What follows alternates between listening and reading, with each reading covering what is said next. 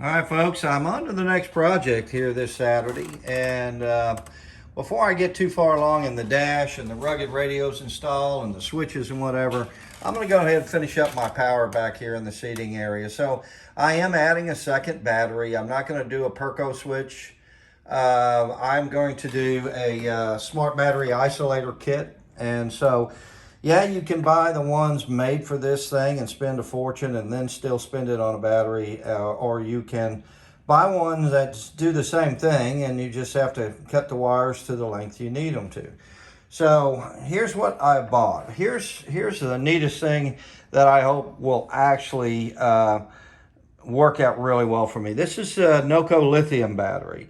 And so this is the one they say works with this, the NLP30. This thing weighs little or nothing, maybe 4 pounds, maybe. I have used it already on a pump to pump out water out back and trying to get to something I needed to do for the garage expansion. And this thing lasted forever. I have a feeling this thing will probably give me more juice for a longer period of time than the factory battery. So we'll see. But what I'm doing is adding it as a second battery. Bought the kit on Amazon for about $65. And so it's going to come with a big old length of red positive, which is great. It's going to come with extra connectors, so when you cut this down to use it properly, it comes with a short ground, and I'll explain that in a minute for now. And then, of course, there's your isolator itself. And so you pop this off, and you can see where you need to pop out the wire in and out.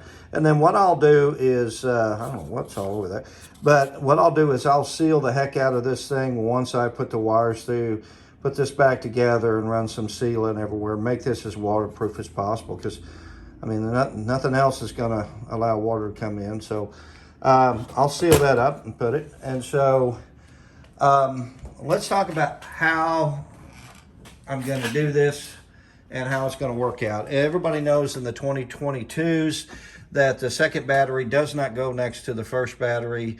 It's going to be going on the other side.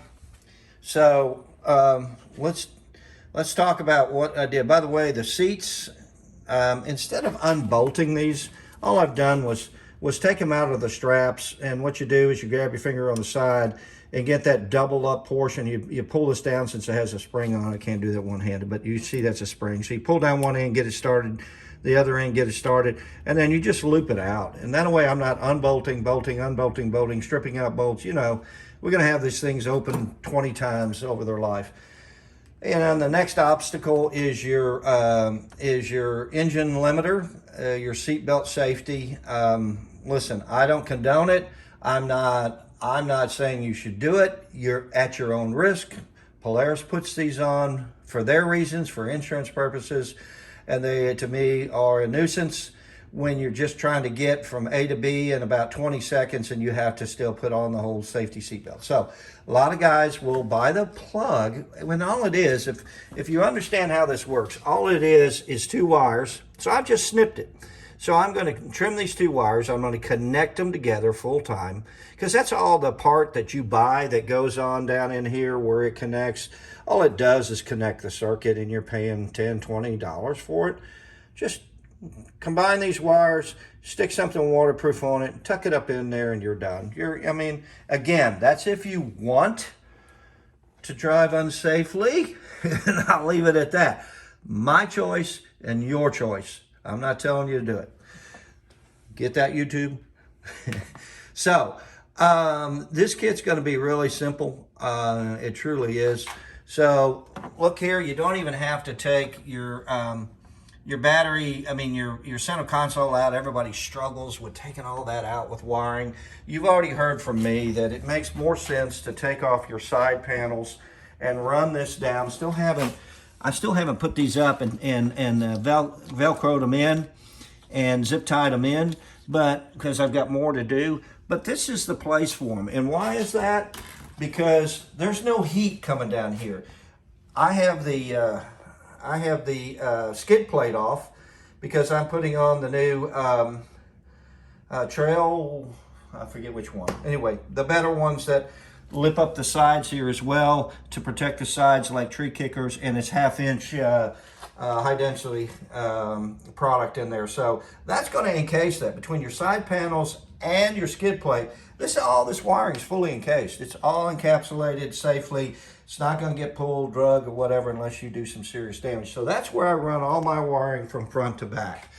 Yeah, it's a little more of a run, but I mean, it's a foot more, maybe 1.5 feet more to go from here to there or go down. It just makes more sense to not have that wiring down the channel where your radiator is and your heat buildup is down in there.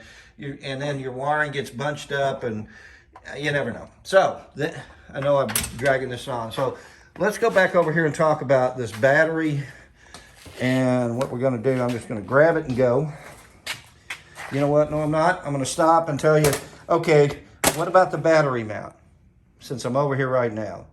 So all it is a piece of bent metal, right? You look down in there, and all that is a piece of bent metal. I mean, Home Depot sells, now this isn't it. Somewhere around here is my metal, and I'm just probably going to have to go up since I can't unbox all this until the garage expansion is done. Here's a thick piece of metal, but the point is, Home Depot sells aluminum that's 1 and 2 and 2.5 inches, 3 inches wide, and it sells steel and that you can paint. I'm going to buy the aluminum.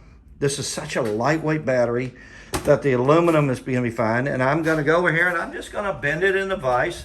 Now, I'm going to double check this. Guess what? There's how simple it is. Take that one off, put it over there, reverse it. If it works perfectly, there is your template with this one right here.